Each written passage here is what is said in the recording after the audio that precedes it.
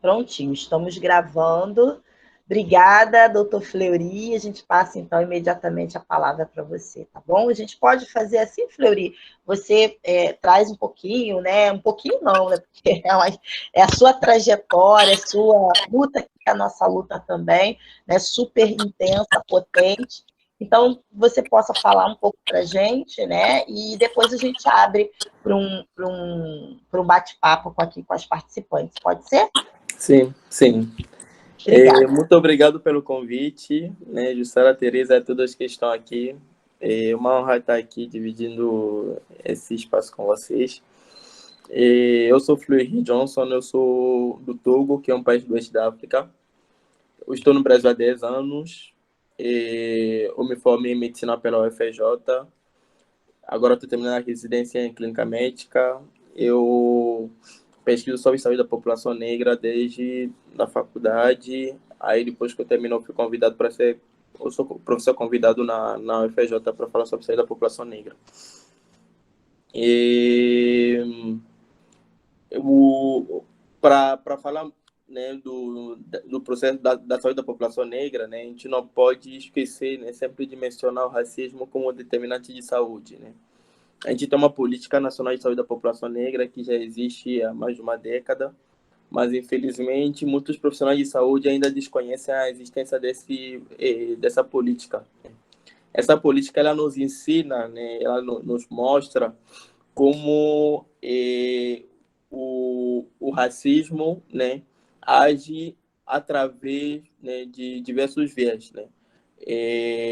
Desde a época da escravatura, porque todo o processo de adoecimento que temos hoje é o processo, né, e são consequências da escravatura, mas não só da escravatura, além disso, de hoje, né, do racismo estrutural também que temos, né? A gente vive num país onde a estrutura é racista, então essa estrutura coloca as pessoas negras nas periferias, né, em espaços, em locais onde é difícil ter acesso à saúde, né? É difícil ter acesso à educação, é difícil ter acesso a lazer, né?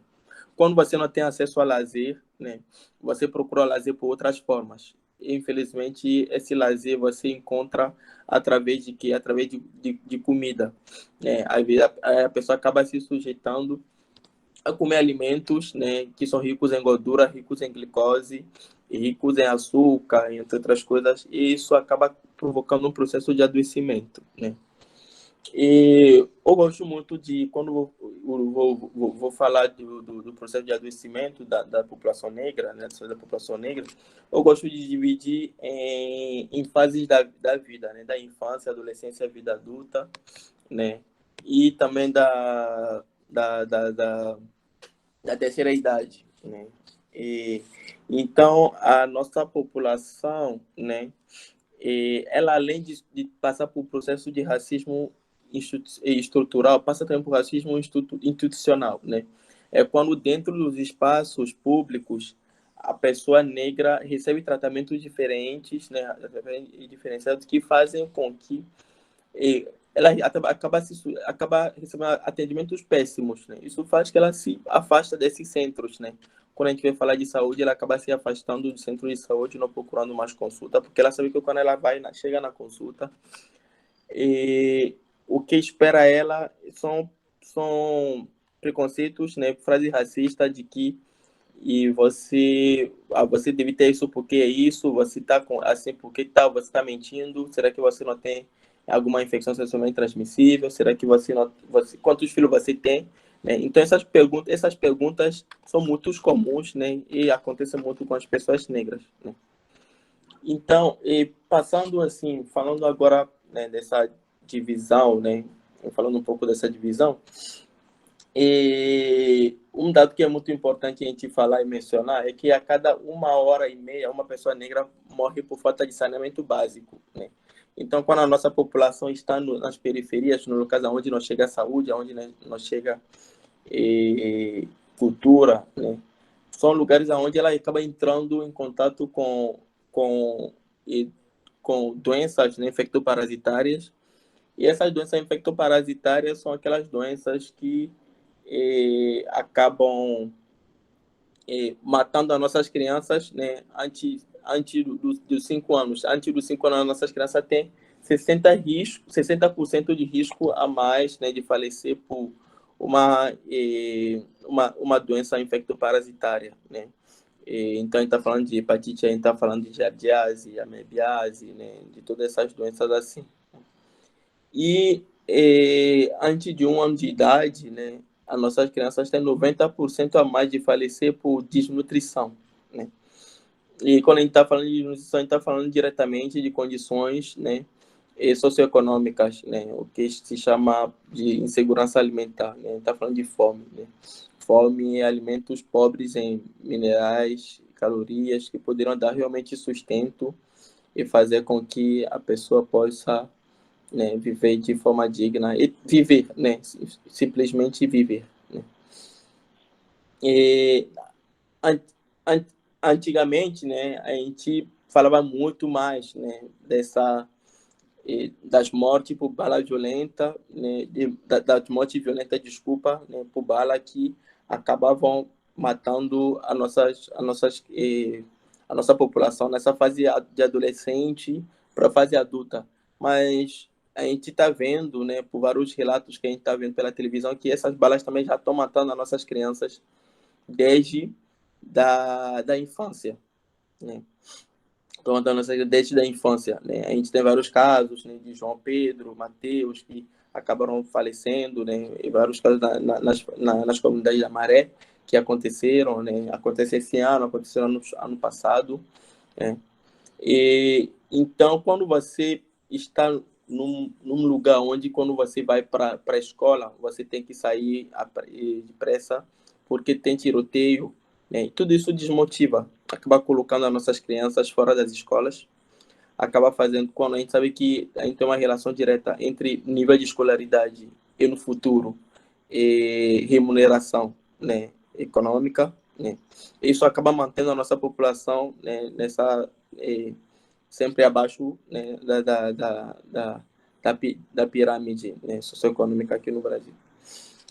E quando a gente vai olhar também, né, nessa né, quem tem direito, né, de ter uma infância, a gente sabe que as nossas crianças, quando a gente vai falar de trabalho doméstico, as nossas crianças são aquelas crianças que não estão dentro da sala de aula, são as crianças que estão em maior número, mais de 70%, né, trabalhando como empregado doméstico, né? Quem tem direito de brincar e quem tem direito à infância. Agora, na fase de adolescência, né, e da vida adulta, né, as nossas crianças, os nossos adolescentes, né, os números mostram que as gravidez, né, que acabam acontecendo na adolescência, acontecem mais, né, com as adolescentes negras, né? Isso acaba causando diretamente um afastamento, né, da escola, e assim como está falando dessas consequências futuras de baixa remuneração que acaba acontecendo, né, que tem essa relação direta. E a cada 23 minutos, um jovem negro, né, falece por morte violenta, né, por bala, né? E somos a maioria da população, mas a gente percebe que quando a gente chega aos 40 anos, o número de pessoas negras e de pessoas brancas se equipara, e acima de 60 anos, a cada 2 pessoas brancas temos uma pessoa negra. Ou seja, na infância estamos morrendo por desnutrição, por doenças infectoparasitárias, e na adolescência, na fase adulta, a gente está morrendo por bala, né? Entre outras coisas também, né, que também acabam matando a gente. Aí, a partir dos 30 e poucos anos, né, a gente tem uma taxa também elevada de dislipidemia, que é colesterol alto, né, no sangue, que acontece na nossa população. E essa dislipidemia tem outras consequências também, né, que seriam hipertensão no futuro, e diabetes, né, mellitus também, que estão em maior número na nossa população, acima dos 30 a 35 anos, né, 40 anos de hipertensão, que também tem consequências como AVC, que tem consequências como infarto agudo do miocárdio, né, e falando retinopatia diabética, né, e como consequência do diabetes mellitus, e que acontece em maior número na população negra, né, a taxa de amputação por neuropatia diabética também é 20% maior na população negra.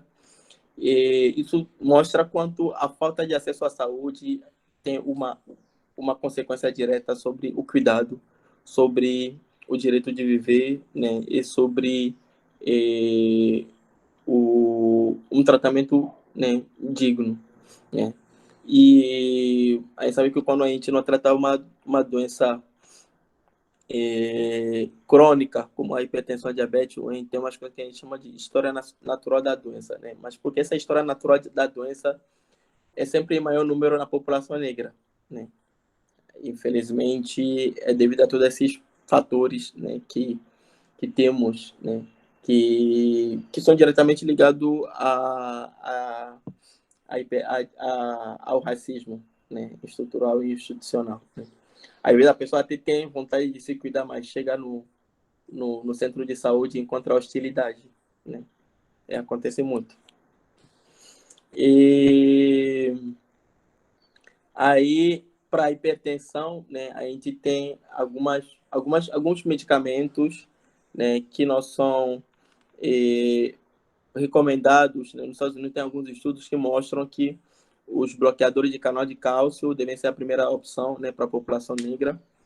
E aqui no Brasil não tem um estudo em relação diretamente a isso, mas a Sociedade Brasileira de Cardiologia recomenda que os remédios como captopril, né, e atenolol sejam a primeira linha de tratamento para a população negra, baseado nesse estudo desse estudo americano, né? Então, são coisas que, infelizmente, muitas vezes baseado nesse falso discurso, né, do mito da democracia racial, isso acaba mantendo ainda dizer que somos todos iguais, né? Aqui no Brasil é muito misturado, então a gente não pode dizer isso, mas a gente tem que seguir as recomendações, né? E seguindo as recomendações, assim a gente consegue evitar que o nosso paciente tome 2, 3, 4 remédios e sempre nunca esquecer de fazer uma busca ativa, né, dos nossos pacientes. Porque se os nossos pacientes chegam no centro de saúde, eles são mal recepcionados, a gente tem que, quando a gente chegar numa unidade de saúde, a gente tem que fazer uma diferença. Então, a gente tem que fazer, um paciente está me ligando, a gente tem que fazer uma diferença. Então, essa diferença tem que ser a gente entender aonde que estão nossos pacientes, qual é a demanda da nossa população e o que a gente pode fazer de política pública, né, para poder realmente atingir de forma positiva e digna a nossa população. A gente não pode esquecer, a gente não pode dizer, né, tem muito isso que não é minha luta, é a luta de todo mundo, né? Em maior número, assim, quando a gente vai pensar em cargos, né, de decisão, em maior número tem pessoas brancas, então é um dever a essas pessoas brancas entenderem, né, o seu lugar, né, de privilégio, o seu lugar na sociedade e se conscientizar de para poder fazer, né? A gente não vai dizer fazer a diferença, mas fazer o que deveria ser feito, né? Porque muitas vezes acabam sendo passado, deixando muita coisa passar. E continuando, né, acima dos 60 anos, né, eu estava dizendo que acaba falecendo as pessoas negras muito mais cedo. Então, quando chega aos 60 anos, a cada 2 pessoas brancas, temos uma pessoa negra, ou seja, as condições socioeconômicas são diretamente ligadas a essa expectativa de vida. A expectativa de vida da população negra é em torno de 67 anos, e da população branca em torno de 72 anos. E quando a gente compara a pirâmide, né, da população negra e da população branca, parece que estamos em 2 países diferentes, né? Então, quando a gente pensa assim, muitos acabam tendo um discurso de que mas as pessoas negras estão falecendo muito mais por tal coisa, porque vocês são a maioria da população, mas por que não é porque não é 54%, quando a gente vai falar de desnutrição, por exemplo, porque não é 54% e é 90%. Quando a gente vai falar de pessoas negras, por exemplo, dentro das faculdades, né? Porque não é 54%, né? Não é um número maior do que de pessoas brancas. Então, são esses questionamentos que a gente tem que fazer para que a gente possa, então, entender o que a gente... a sociedade onde a gente está inserido. Uma coisa também que a gente não pode esquecer, né, quando a gente vai falar de saúde da mulher negra, né, as mulheres negras, quando chegam no centro de saúde, quando grávidas, né, elas têm estudos que mostraram que elas não são tocadas, né, durante o pré-natal, né. E você já imagina um pré-natal sem tocar, sem medir, né? Isso é impossível de imaginar, mas acontece, né? O corpo negro é visto como um corpo sujo, um corpo que não é digno de ser tocado, né? Um corpo que não é digno de ser cuidado. E quando a gente vai continuando né, falando do pré-natal, né? As mulheres negras grávidas têm menos pré-natais, né, comparado às mulheres brancas, porque aí isso acaba gerando algumas consequências, né, como aborto séptico, né, e como complicações, né, que infelizmente poderiam ser resolvidas durante a gravidez. Então, o nosso trabalho é fazer uma busca ativa sempre, né, dos nossos pacientes que estão da nossa população, ou que começaram o pré-natal depois sumiram, né? A gente tem esse dever de fazer essa busca ativa de levar saúde para essas pessoas. E a gente não pode esquecer, né, de sempre trazer referências, né, de pessoas negras dentro dos nossos consultórios, porque as crianças negras, né, acabam passando muitas vezes durante a infância porque chamam de bullying, mas sabe que não é bullying, é racismo mesmo. Então a gente tem que chamar sempre, quando uma criança negra traz isso dentro de uma consulta, a gente tem que discutir isso com essa criança, discutir isso com os pais, para que a gente consiga fazer entender essa criança o que está acontecendo, essa situação que está acontecendo, e o que ela pode fazer, né, também para poder se fortalecer em relação a isso, e levar isso também para a escola, né, para que essas pessoas, essas crianças também que estão fazendo isso, que elas seja conversado isso com elas também. E a gente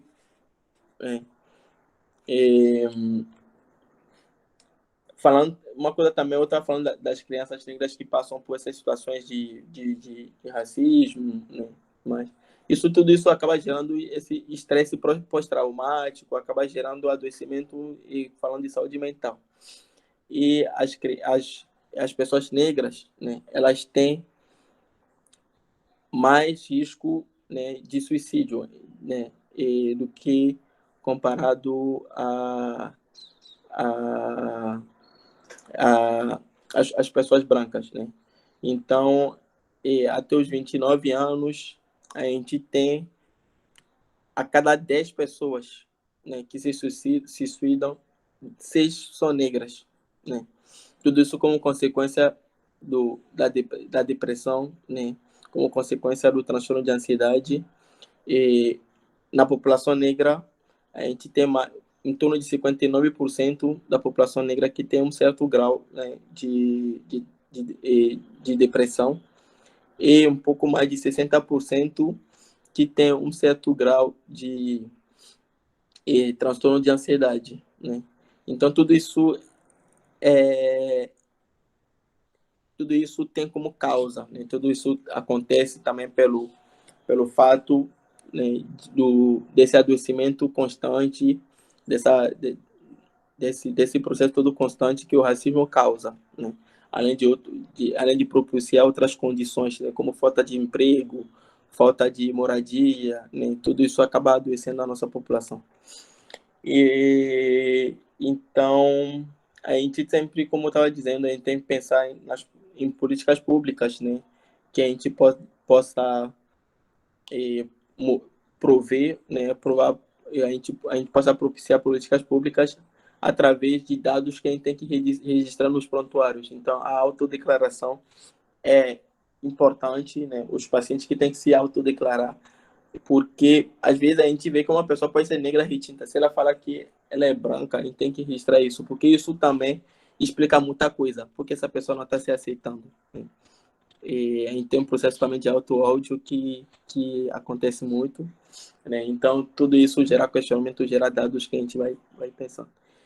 É isso, né? É uma luta, não é só minha, não é só da Jussara, nem da Tereza, é uma luta de todos nós. E acredito que todo mundo, né, cada um fazendo um pouco, a gente consiga realmente, né, trazer mudanças, né, para a nossa população. Obrigado. Obrigada, Fleury. Tereza, seu áudio está fechado. Ah, sim. Nós que agradecemos, Shirley, muito obrigada.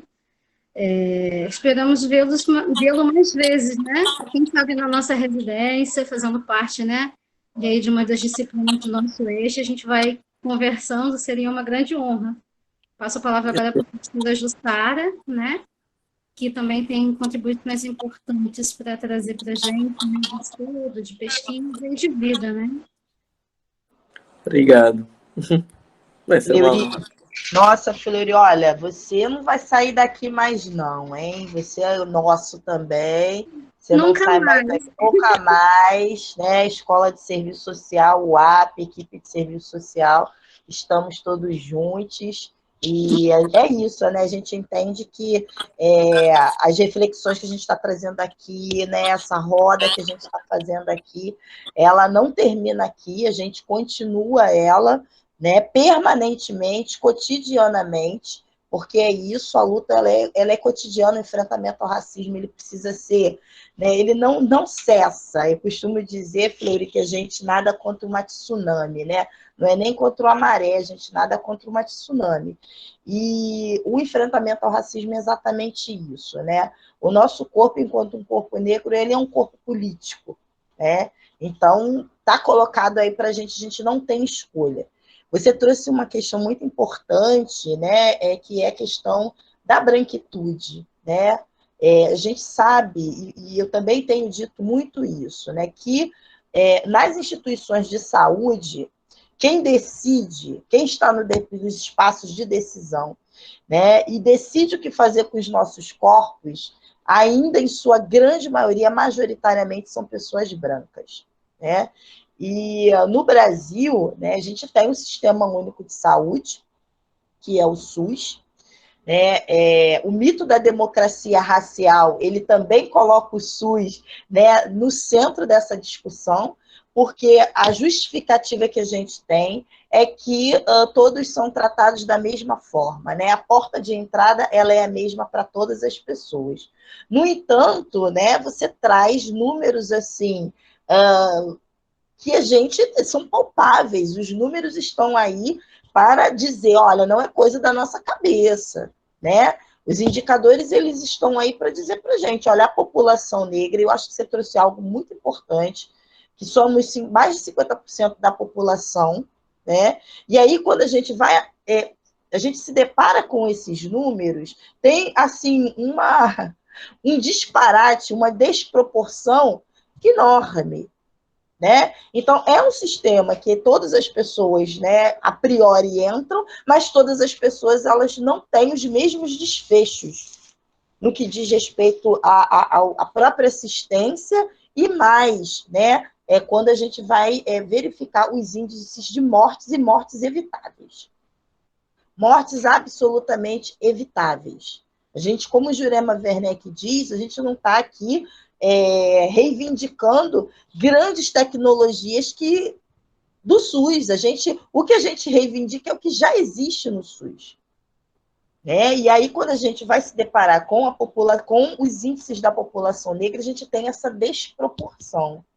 Né? Então, se nós somos 50% da população, nós não somos 50% daqueles que decidem, né, os desfechos de saúde dentro das unidades de saúde. Então, assim, dialogar, né, com o Fleury, a partir das minhas experiências, né, o que o Fleury trouxe aqui em relação à mortalidade materna, né, à violência, ao racismo obstétrico, né, direcionado às mulheres negras, né, que é exatamente isso. Né, e Fleury, quando você traz a busca ativa, eu coloquei aqui nas minhas anotações em letras garrafais.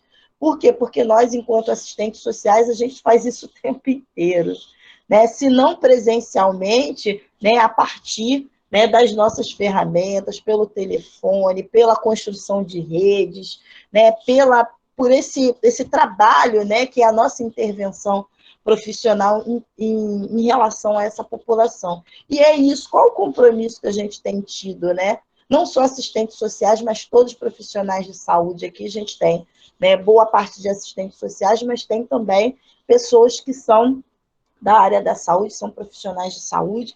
Então, assim, qual é o compromisso que a gente tem estabelecido com essa população? Né? Como que a gente se coloca, né, dentro de um sistema que é um sistema público de saúde, ou seja, uma assistência que ela é uma assistência pública, como que a gente se coloca a favor dessa classe, que é a classe trabalhadora, que tem cor, tem território, né? E tem toda, dentro da perspectiva de totalidade, tem as suas especificidades que elas não podem deixar de ser consideradas, né? Então, as mulheres negras são aquelas que são mais violentadas no que diz respeito, né, a esse período gravídico puerperal. E aí, Fleury, quando você traz, né, as fases da vida, é isso, né? O racismo ele não dá trégua nem mesmo na fase da gestação, né, que é uma fase toda cheia de idealizações, expectativas, né? Então, nem nesta fase há o racismo ele dá trégua. Né? Então, dentro dessa perspectiva, é isso, a gente poder trazer para nós esse compromisso, né? Trazer para nós essa discussão, a ação que seja uma ação efetivamente antirracista, né? Para que a gente possa contribuir, né, efetivamente nessa luta, que é uma luta cotidiana, intensa, e que nós, enquanto trabalhadoras negras também, né, Tereza? Eu acho que é importante a gente trazer isso, porque nós somos trabalhadores negros na saúde, né? Fleury, a gente ficaria aqui, né, Fleury, o dia inteiro falando de situações onde o racismo ele perpassa a nossa prática profissional, né? Quem nós somos dentro da instituição, das instituições de saúde. Então, são questões que, assim, estão aí para a gente poder, né, discutir e super necessárias para a gente trazer aqui para o nosso compromisso, né? E a política, né, Fleury? A Política Nacional de Saúde Integral da População Negra, que você trouxe também, quantos de nós conhecemos a política? Quantos de nós articulamos a política no nosso fazer profissional? Quantos de nós temos conhecimento do que aconteceu antes, durante e está acontecendo depois que essa política foi promulgada?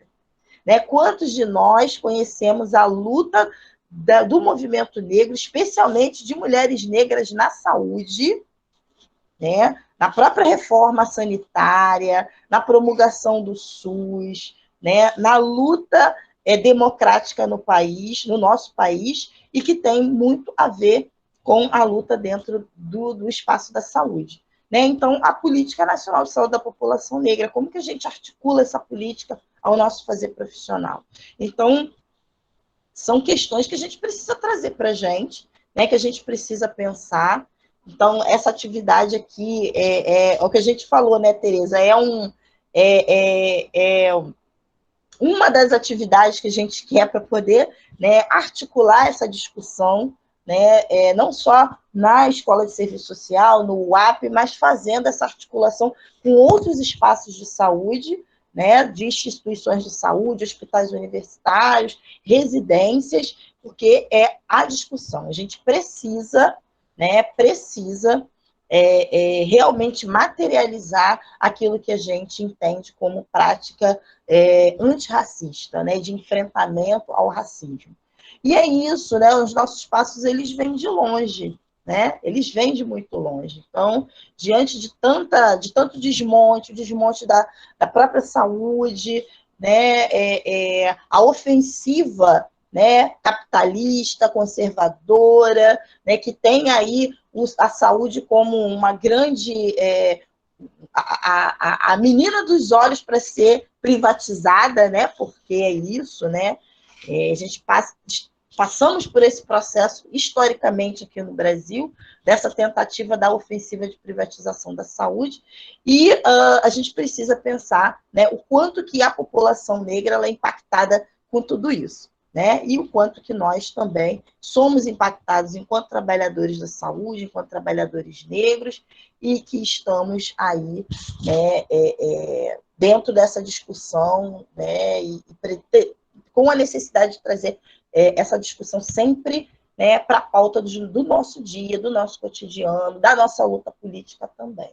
Né? Então, é isso, né, Fleury, Tereza, todas as colegas que estão aqui, né, o nosso compromisso. Qual é o nosso compromisso? Né? O que fica para a gente, eu acho que é isso. Fleury, ele contribui muitíssimo para a gente poder identificar qual tem sido as nossas prioridades e o nosso compromisso na luta antirracista na área da saúde. Tereza? Você falando aí, me vem aqui várias coisas, né? Uma das coisas que eu lembro que o Fleury colocou, né, da questão que a gente ouve muito que nós somos todos iguais, né?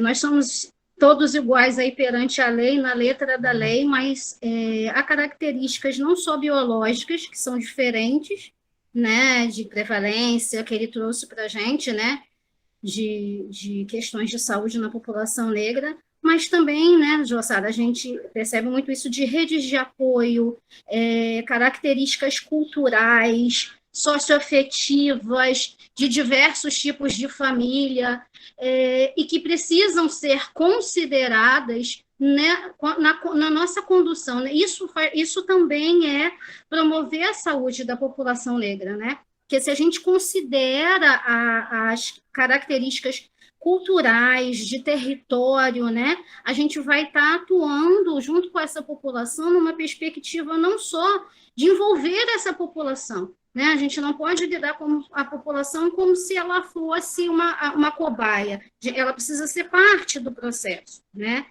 E aí, quando você fala de retrocesso, né, Jussara, a gente tem aí, infelizmente, né, esse retrocesso não só na questão do financiamento, mas também na conduta, né, de um negacionismo que perpassa não só a ciência, mas as minorias. Né? Infelizmente, a gente tem aí uma pessoa que estava à frente da Fundação Palmares que nega a existência do racismo.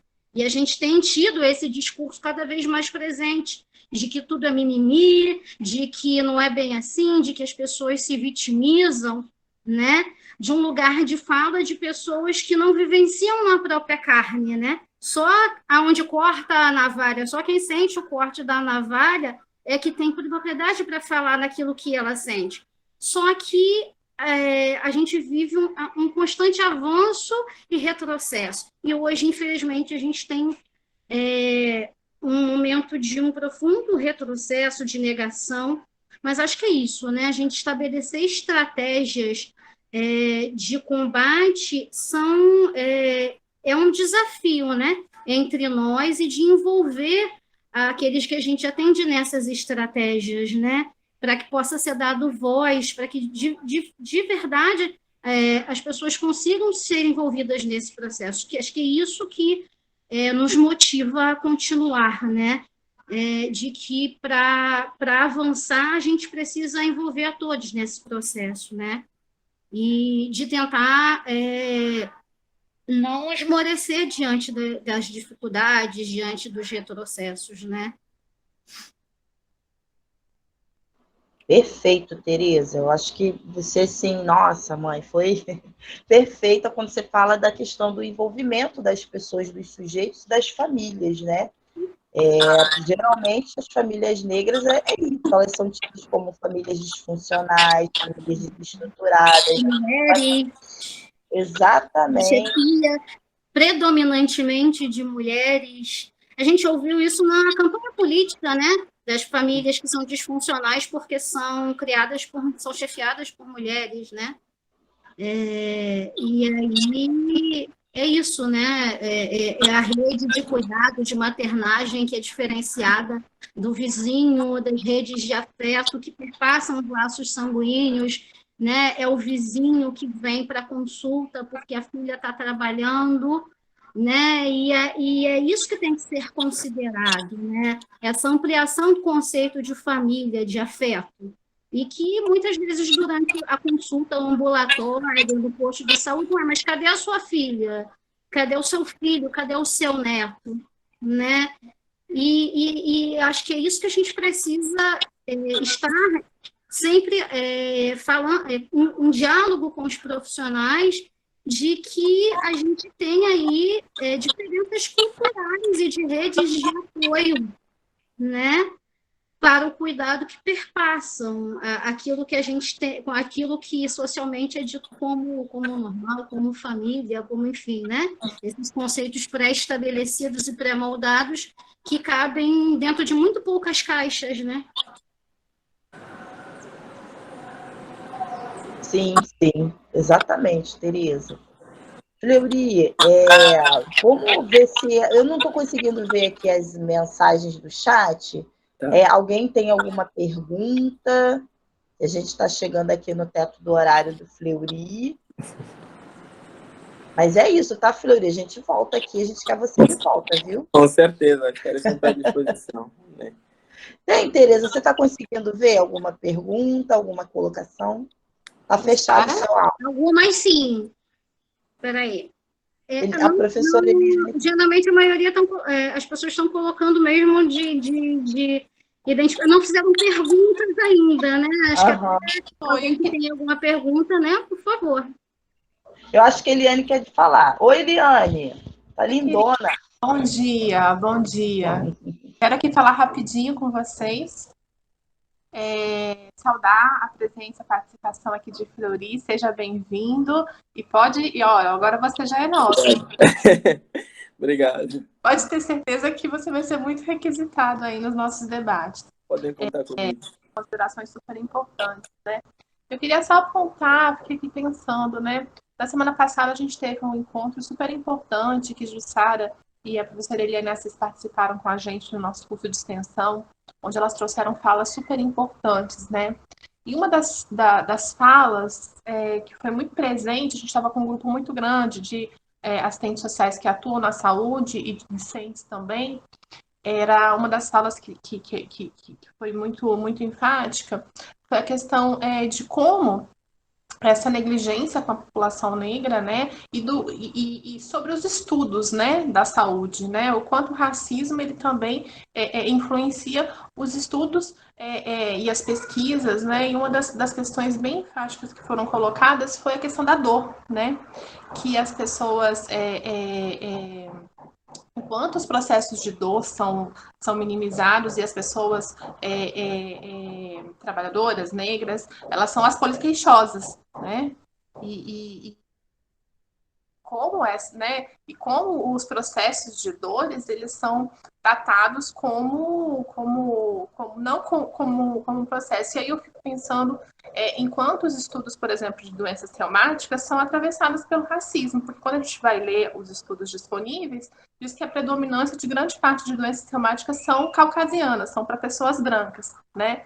E aí, quando a gente vai ver, né, tem subdiagnósticos de várias doenças, porque as pessoas negras não chegam nem a ser diagnosticadas e nem a ser consideradas que aquela dor é uma dor de um processo biológico, porque elas geralmente não chegam ao sistema de saúde, porque aquela dor que ela sente é uma dor que ela mesma vai entendendo que é do cansaço do trabalho, que não é uma dor que precisa ser cuidada. Né? Ela vai assimilando aquilo no cotidiano dela e ela não entende que aquela é um problema de saúde que precisa de cuidado, é só a vida mesmo, né? E quando a gente fico pensando muito sobre isso, sobre a importância da gente materializar toda essa reflexão que a gente está fazendo nos nossos estudos, na nossa prática profissional e nos nossos estudos, que considere essas questões, né? Tanto no nosso exercício, na nossa atividade, nos nossos atendimentos, como nas nossas pesquisas também, tá? Então, foi isso que eu queria compartilhar com vocês. A Luciana Camilo trouxe uma questão que eu consegui ver, ela queria saber mais sobre a questão da medicação para pressão alta para negros, porque o captopril é o mais orientado na saúde pública, até porque é por conta do custo também, né? Então, o captopril ainda é muito usado. O captopril a gente pode usar nas pessoas negras quando a pessoa chega com uma hipertensão, né? Em alguma unidade de saúde, em alguma urgência. Mas ela não deve ser usado como tratamento a longo prazo, né? Porque a longo prazo ela não mostra efetividade nas pessoas negras. Mas pontualmente, né, para diminuir a pressão pontualmente, sim, né? Agora, para as pessoas negras, a longo prazo é mais recomendado os bloqueadores de canal de cálcio, como a ludipino, nitrendipino, esses remédios, né, que são mais recomendados na população negra para tratamento a longo prazo. Depois, dependendo dos casos, a gente pode associar, né, losartana, captopril, mas como primeira opção, a gente tem que começar com bloqueador de canal de cálcio. Obrigada, Fleury. Se alguém tiver mais alguma questão...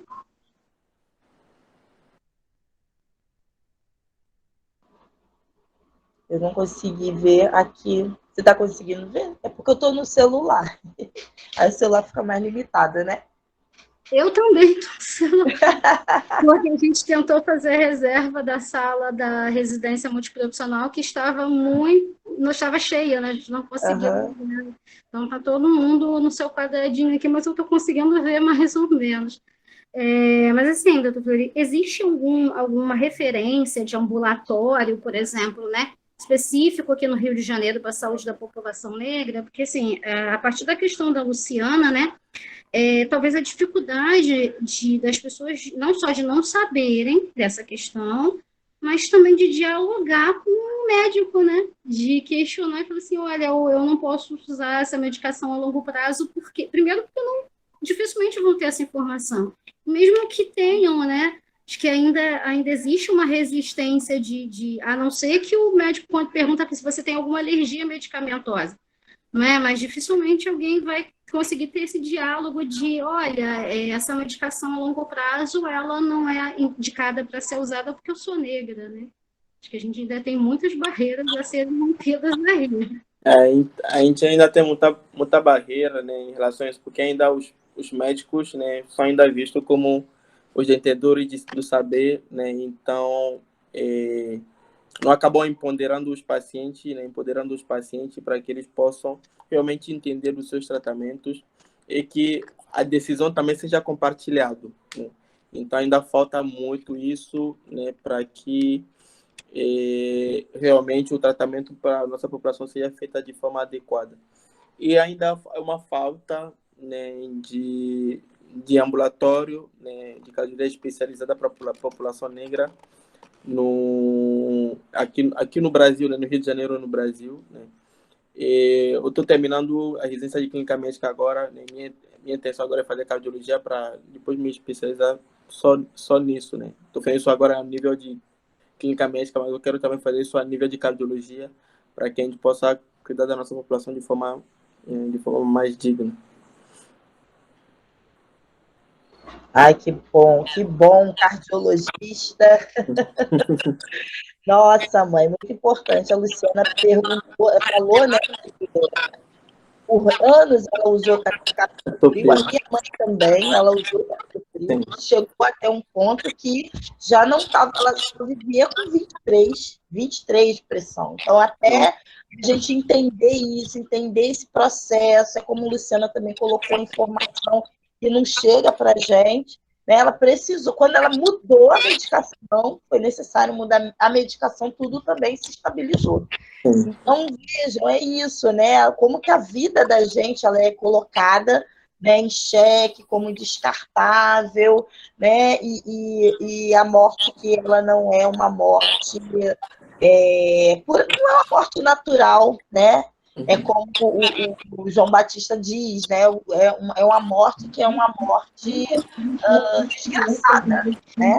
Porque é uma morte pelo processo, não é uma morte que a gente pode considerar uma morte natural, mas por conta dessa estrutura, né? De toda essa estrutura que vidas são negras, né? São ceifadas na tenridade, né? Até, e não chegando acima dos 70 anos, vamos dizer assim, né? A população negra acima dos 70 anos é um desafio, né?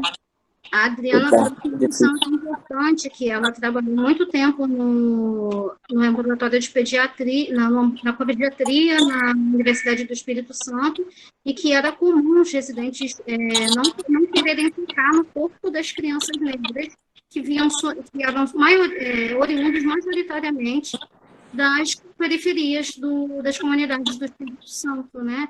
Tem relatos muito interessantes que a gente tem dificuldade para ler por causa do celular, né? Exatamente dessas coisas que têm sido tragas, né? É muito comum a gente atender aqui também no ambulatório pacientes que têm anemia falciforme, né? Sim, também é muito comum na nossa população. A doença genética mais comum aqui no Brasil, né? É mais comum na nossa população aqui e mata ainda muito, né? Porque ainda falta muito rastreamento, né? Apesar de tudo, a gente tem que saber que a gente tem um teste pezinho. Além disso, a gente tem que rastrear a família para identificar os traços falcêmicos e fazer um aconselhamento genético, né? É muito importante fazer isso. E já ouvi casos de pacientes que falam que foram no dermatologista, o dermatologista não queria tocar a pele, entendeu? Né? Não queria, como o dermatologista não toca a pele do paciente, né? A gente vê. Aí o dermatologista pegou um papel para colocar na mão para antes de tocar, né? Nossa. É complicado.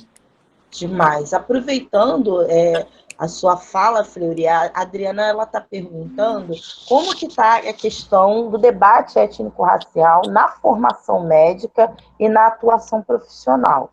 E aí você pode responder e já finalizar, né, as suas considerações finais. E a gente te agradece imensamente. E mais uma vez, a gente aqui a gente está no esquenta, a gente vai continuar. Tem que ter cuidado com o serviço social, porque senão a gente prende para sempre, né? No debate. Na formação médica, ela é, vamos dizer, inexistente, né? Ela é inexistente, esse debate étnico-racial. E nós, como profissionais de saúde negros, que acabamos trazendo, né, isso e questionando isso dentro, né, da faculdade. Eu faço parte do coletivo Negres, que é um coletivo de estudantes médicos negros. Sim. E na UFJ a gente conseguiu trazer isso como uma atividade no internato de medicina de família e comunidade. A atividade A Sua Consulta Tem Cor, né, para levar os profissionais, os médicos, né, a racializar as consultas, entender as particularidades, especificidades da população negra quando elas estão diante de um paciente negro. E no sexto, sétimo período também, sexto, sétimo período também, na disciplina de psicologia médica também, a gente traz também isso como seminários, né, para discutir com eles essa questão do racismo como processo de adoecimento na saúde também. Mas falta ainda muitos passos, né? A gente conseguiu na FEJA conseguir entrar um pouco, mas deveria ser uma disciplina obrigatória, ou pelo menos uma disciplina ser falado em todas as disciplinas, né? Quando a gente vai falar de cardiologia, quando a gente vai falar de pneumo, né? Sempre trazendo esse recorte, sempre trazendo essa especificidade, não deixar para que seja uma luta dos profissionais de saúde negros antes de serem inseridos, né?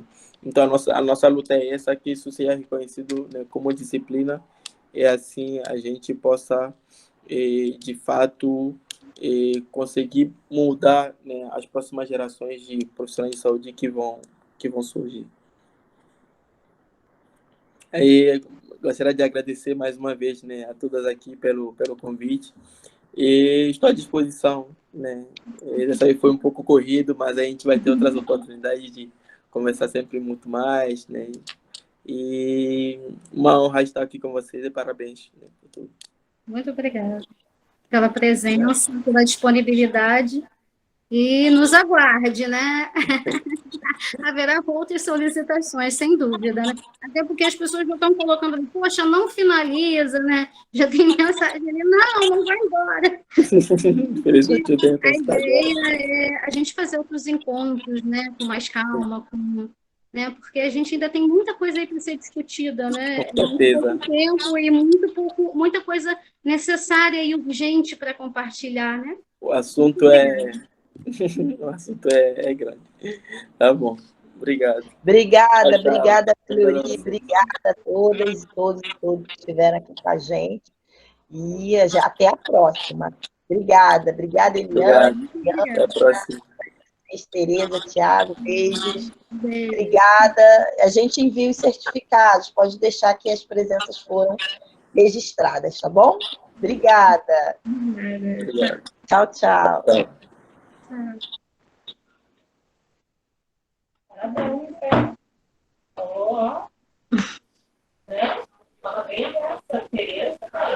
É lá eu